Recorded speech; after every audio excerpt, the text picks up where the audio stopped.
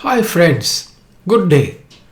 This is Dr. L.J. Charles, the Director, Skills Factory and a life skill trainer and facilitator for around 4 decades.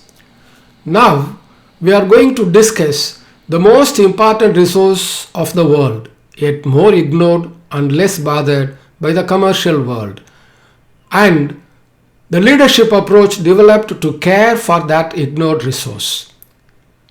We all know the importance of different types of organizations in the world, business or otherwise. Do you know the resources all these organizations need to function efficiently? They are 5 M's. What are the 5 M's? They are men, money, materials, machines and methods. Can you find the odd man out of these 5 M's? It's men. Do you know why it's men? It's the only resource that's animate. All others are inanimate. It's the only resource that has the sixth sense. It's the only resource that can think creatively and critically. It's the only resource that has emotions and feelings. It's the only resource that can be inspired and motivated. And it's the only resource that can use all other resources. No other resource can use this resource. Yet, this resource has always been ignored, neglected, or least considered. From the beginning of the 18th century, only a few people in the field of economics initiated thoughts on the welfare of this resource.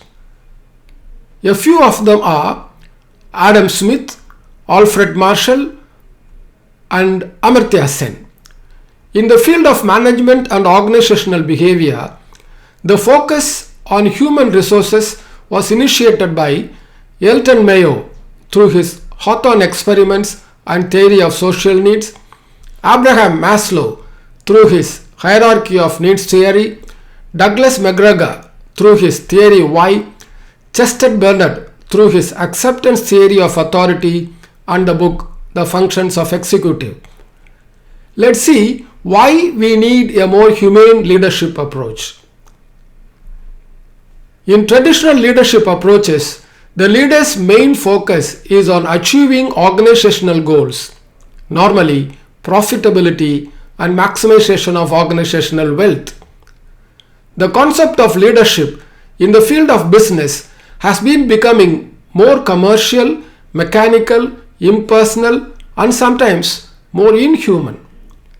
The business was progressively leaving human resources behind other resources in their drive to make more profits. Alarmed by this trend, humanists and management experts started to feel the need for the search for a more humane approach in leadership. As a result, the concept of servant leadership was developed by Robert Greenleaf in the 1960s. Robert K. Greenleaf, a management expert, an organizational consultant, and a long-time employee of AT&T, founded the Greenleaf Center for Servant Leadership in 1964 for the sole purpose of promoting a new leadership concept of philosophy that has to be more humane. Larry C. Spears, the former CEO of the Robert K. Greenleaf Center for Servant Leadership, founded and became the president and CEO of the Larry C. Spears Center for Servant Leadership to work deeper in the concept.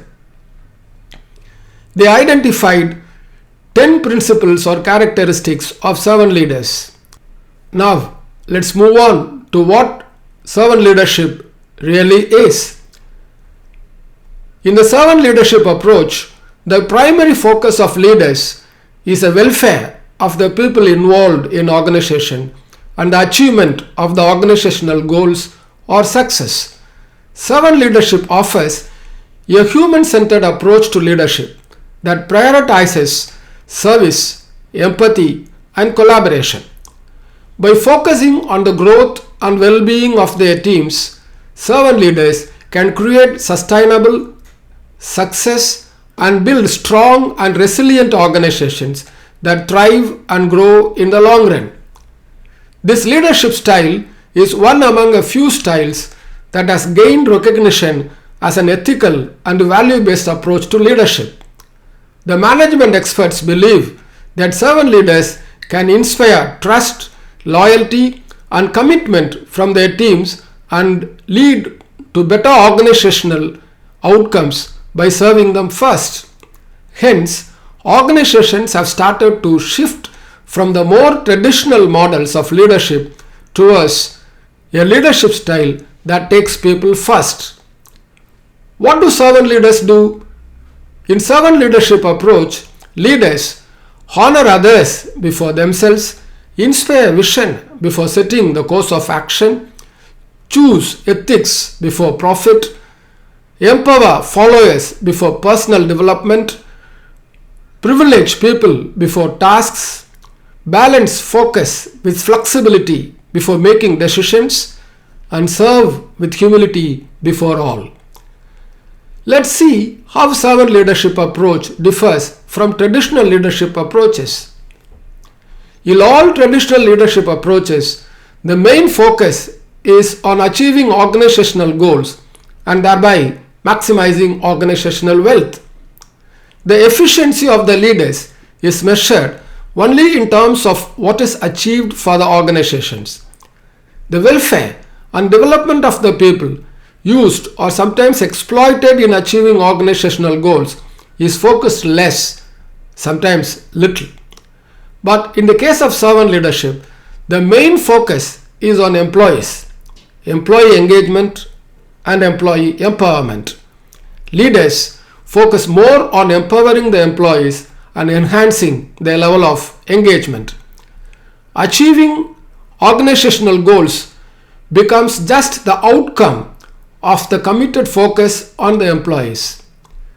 The achievement of organizational goals and thereby the maximization of organizational wealth in case of servant leadership are the outcomes of the employee delight, while in case of traditional leadership styles, it is the outcome of compulsion or sometimes exploitation. Now we will discuss the 10 principles, the core of servant leadership. The 10 principles of servant leadership are active listening, empathy, healing, awareness, persuasion, conceptualization, foresight, stewardship, commitment to the growth of others, and building community. In the next video, we will discuss how to make ourselves a servant leader. And later, we will be discussing some quite interesting types of leadership styles or approaches. Thank you.